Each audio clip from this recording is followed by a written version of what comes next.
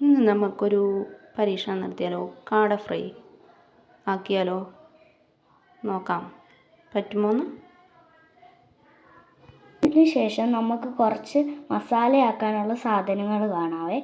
അതിനായി തക്കാളിയും ഉപ്പും കുറച്ച് വെളുത്തുള്ളിയും ഇഞ്ചിയും മുളകും കുറച്ച് കുരുമുളകും കരിയാപ്പിലയും ഇതെല്ലാം കൂടി അരയ്ക്കണം. നമുക്കിത് മഞ്ഞപ്പൊടി ഉണ്ട് നടുക്കാർ.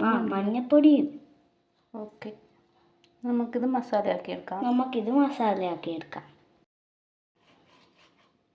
നമ്മളിതിന് ഇങ്ങനെ വരയണം. ഇത് ഇങ്ങനെ നല്ലോണം വരഞ്ഞെടുക്കണം ഇതേപോലെ. എന്നാലേ അതിൻ്റെ ഉള്ളിലേക്ക് മസാലയൊക്കെ, ഉപ്പും മസാലയൊക്കെ ചേരുള്ളൂ.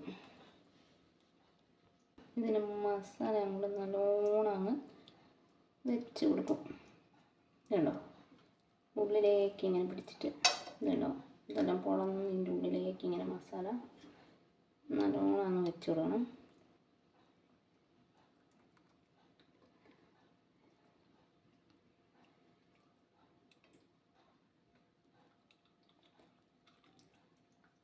അടുത്തതിനും അങ്ങനെ തന്നെ ആക്കിയെടുക്കണം. നമ്മളിപ്പോൾ നല്ലോണം മസാല പുരട്ടിയിട്ടുണ്ട്. ഇനി ഒരു 15 മിനിറ്റ് ഫ്രിഡ്ജിൻ്റെ ഉള്ളിൽ എടുത്ത് വെക്കണം. അതിന് ശേഷം നമ്മൾ എടുക്കും. നമ്മൾ ഫ്രിഡ്ജിൽ നിന്ന് എടുത്ത കാടയാണിത്. ഓക്കെ, നല്ല മസാലയിൽ അതിന് നല്ലോണം പിടിച്ചിട്ടുണ്ട്. ഇനി ഇതിലേക്ക് നമ്മൾ ഇതിൻ്റെ ഉള്ളിൽ നിറയ്ക്കാനുള്ള മസാല റെഡിയാക്കിയിട്ടുണ്ട്. അത് നിറച്ച് കൊടുക്കണം.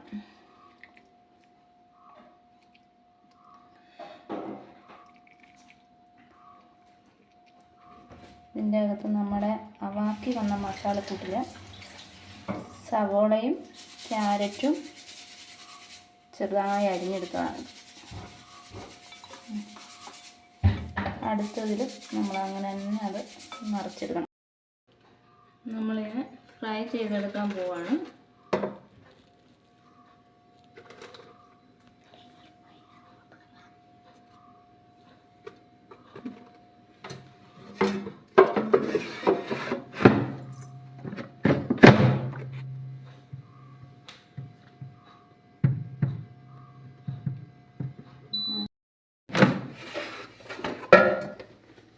വാവ്, നമ്മുടെ ഫ്രൈ റെഡിയായി. കൈകൊള്ളും. പോയി ആദ്യമായിട്ടാണ് ബണ്ണാക്കുന്നത്. നല്ല ക്രീമി ബൺ.